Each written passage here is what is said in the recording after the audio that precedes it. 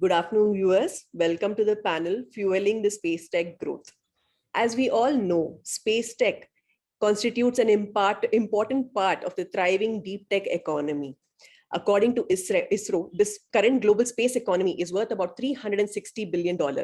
However, India accounts for 2% of the global market share. Nevertheless, thanks to the massive talent pool in India, with the right policy amendments and engagement with stakeholders, India has the potential to capture about 9% of the global market share by the year 2030. To shed further light on this, it's an absolute honor to have with us Lieutenant General A.K. Bhatt, the Director General of the Indian Space Association.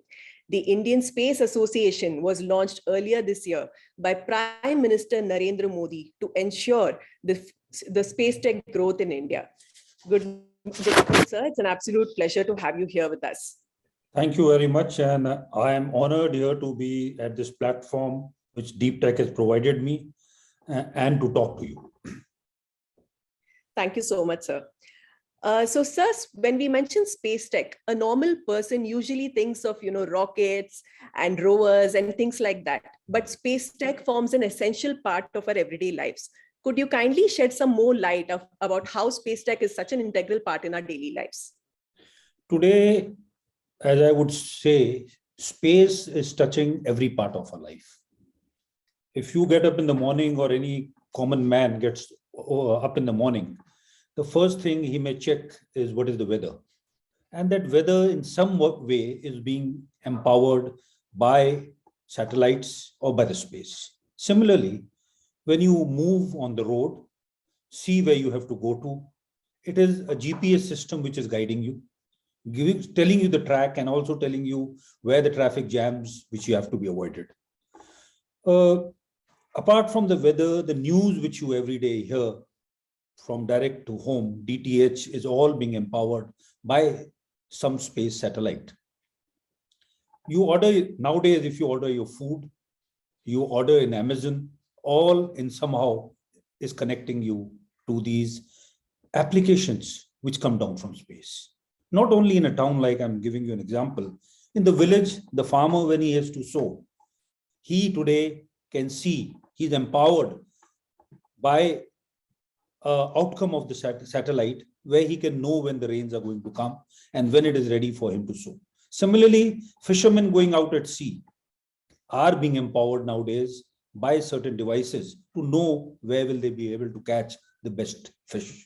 So all parts of our life slowly, and even with broadband coming and latency being reduced there, even your broadband at home would be empowered by space.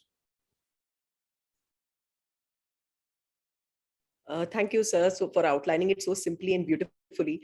When we talk about space tech, the partnership between public and private sector is really, really important. So how is ISPA ensuring that this happens? Firstly, I would start with what do we have in India as of today. Of course, ISRO was the lead, and ISRO has been for the last 45 plus years or 50 years plus leading our space journey. And they've done a fantastic job of it. What they have done is they have also empowered private and public players for manufacturing, for rocket launching. Most of them were, of course, tier 1 and tier 2 suppliers, while the integration was being done by ISRO. There is, as I would say, in the public sector, there is HAL, there is BEL, there is, of course, the New Space India Limited, which is a new public sector company. And then in the private sector, the big players are Larsen and Toubro. There is Walchand Industries. There is Alpha Design. There is Anant Technologies. And all these have been working in somehow in a partnership to produce something for ISRO. Now these collaborations, as they being the private players and the public sectors, will come to forth. In fact, already for our GSLV program, for our PSLV program, there is an tender which has already gone out, where private and public players have jointly given tenders to participate in it.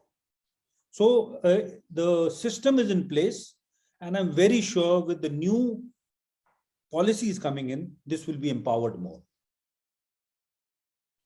That's really good to know, sir. And, like I said before, India currently constitutes 2% of the global space economy, according to ISRO. So we have a potential to capture that 9%. So what are some of the necessary measures that need to be taken as of now to ensure that? You are very right. We being one of the 6 spacefaring nations of the world, we are punching far below our weight as far as economy goes. It's just 2% or maybe 2.3%, which is very low. And the reason is that apart from maybe television and a little bit of communication, we are not using it, because out of the whole space economy, when I have seen it, the larger portion is in the ground segments and space applications. In the application portion, we do not have as much would be desired. This is in DTH, this will be in SAT navigation, this will be in IoTs, which are slowly coming in agriculture, in telemedicine. There is a lot of potential. And the first start of this is the new policies which the government has taken out the drafts, and we hope the policies will be taken out very soon. That is, I'm referring specifically to the Spacecom policy and the remote sensing policy. Thank you for talking about the policy amendment, because that's the next question I have. Sir, what are the amendments that are needed? Yeah, that are needed in the policy on the policy side. Yeah. I would today what the government has done is there have been nearly the final discussions with industry, with everyone. In fact, after InSpace has come in, InSpace has had a discussion with us, ISPA, and with our industry players on the first 2 policies I mentioned, that is the SAT-COM policy and the remote sensing policy. Also, Department of Space is planning that a total of 10 policies which they have will be reviewed in the coming months. And most important of this is the Space Activity Bill, the draft of which was taken out in 2017. This they have already asked for the views and all, and this will be the mother bill on basis of which all the policies will be coming. The major part of that is that the government in a big way has opened towards privatization. And the aim is to empower private players to come into the space industry, and our next revolution after IT, would hopefully be space. That's really heartening to know, sir.